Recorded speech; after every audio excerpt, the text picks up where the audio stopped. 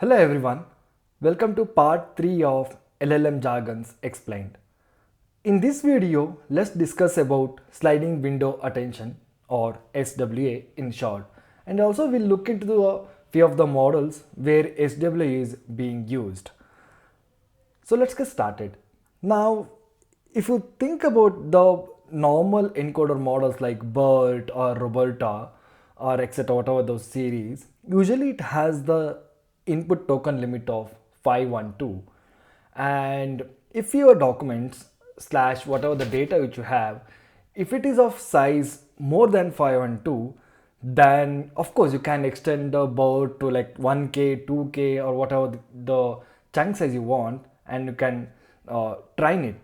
But the problem is, we all know that MHA, that is multi-head attention, has a time complexity of order of n square, due to which we used to get out of memory error, right? So how to solve that problem is something using sliding window attention, and this is one of the concept introduced in a paper called Longformer, which is a really good paper. I think it has I think couple of years back, 2 to 3 years back, I think it was introduced. Even on the recent model like Mistral, they have used a concept of sliding window attention, which released, I think, few months back in 2023 in November or December, somewhere around the line. So let's have a recap of how a typical MHA or a multi-head attention works. So in here I have taken 13 tokens, and if you want to compute the embedding for the, let's say, 7th token, that is W7, in the typical traditional MHA we usually consider the rest of the tokens, and we do the QKV, whatever the formula we have been discussed, and then we will able to get the uh, value vector, or you can also call it as a embedding of the specific token, in this case W7. So if you look into that, it has given the attention to all of the words which has occurred so far, W1 up to W6. Even though it has also given the attention to all of the words slash tokens which are on the right side too, right? And this is where the order of n square usually come into picture. But this has becoming a problem. This will become a problem if you want to train a lengthier document which is beyond 512, because we will get OOM error, that is out of memory error. So one of the major reason, order of n square. So let's see how sliding window attention solves this problem. Now it is a very simple concept. Instead of giving the attention for the rest of the tokens, let's try to limit the number of tokens being attended to.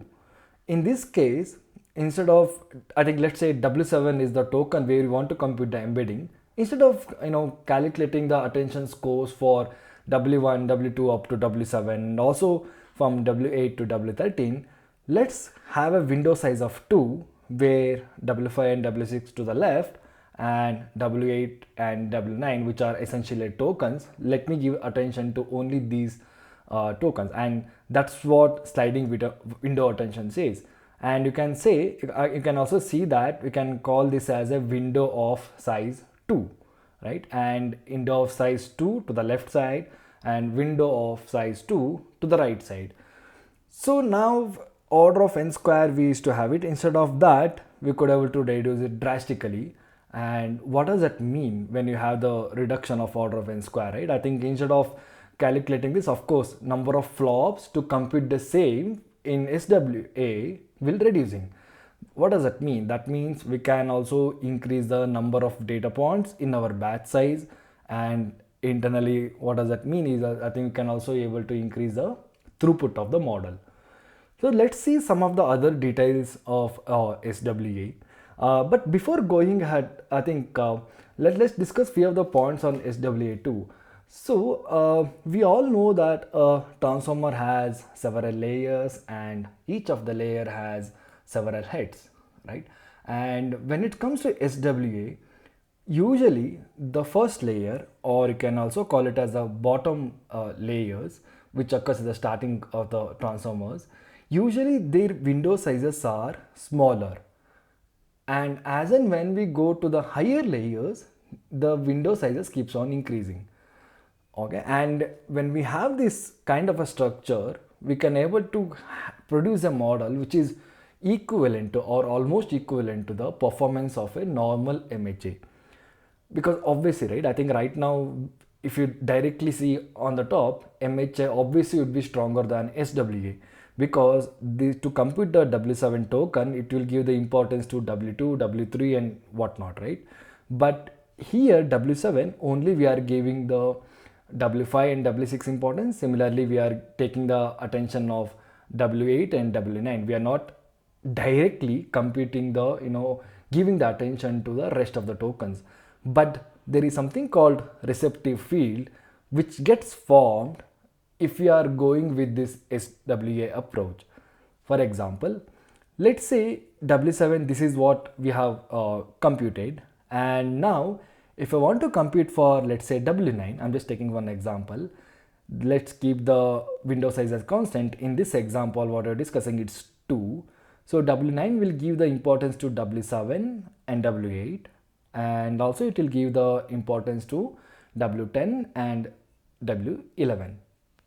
So now we know that this specific networks learns that how much importance it has to give to the W7, right? Similarly, in the previous step, W7 also knows how much importance it has to give to the W5. Similarly, how much importance to give to the W8 and so on and so forth. Similarly, if you keep on going on that, the network will learn itself that what attention to give, at what tokens to give, and how much to give, etc., all by doing this kind of calculation. This is called receptive field. Let's say even of the W13 tokens, even if you want to give attention to W1, it is possible. I mean, if your data set is accordingly, that means W13 might have more attention to W11, and internally W11 might have more attention to W9 and W7, and W7 might have more attention to W5 and so on and so forth. This concept is called receptive field. Okay, so now let's see some of the variations, or what are the takeaways on this sliding window attention. There is something called dilated sliding window. I think this is also something which is in convolutional neural network. In this case, we have this, this is a slightly variation of this SWA, you can consider it as. Right now there is no dilation as such. What I mean is there is no gap between these.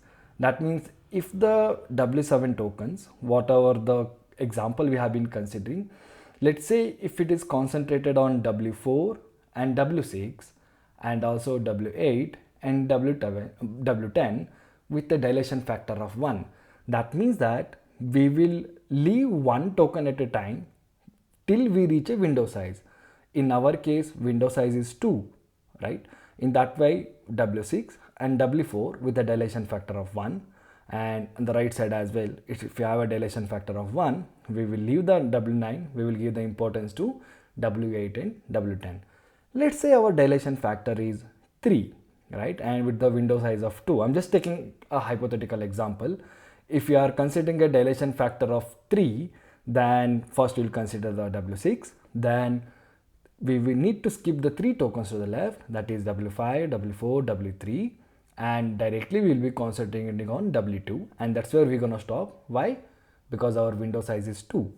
Similarly, on the right side, the attention will be given to W8, skip 3 tokens because of the dilation factor 3, and concentrate on the or give more attention to the W12. So this is what is called as dilated sliding window attention. So one of the major challenges in calculating dilated sliding window attention is the matrix multiplication of sparse matrices. If you consider how MHA works, we discussed that it's order of n square. That means order of n square of those many flop operations, and obviously going for SWA will reduce it. But if you are going for dilated attention, of course we will able to give more attention to the words which are further away. All good, but how are you going to do that? Because here we know we can able to take use of the GPUs very well because it will scale very easily.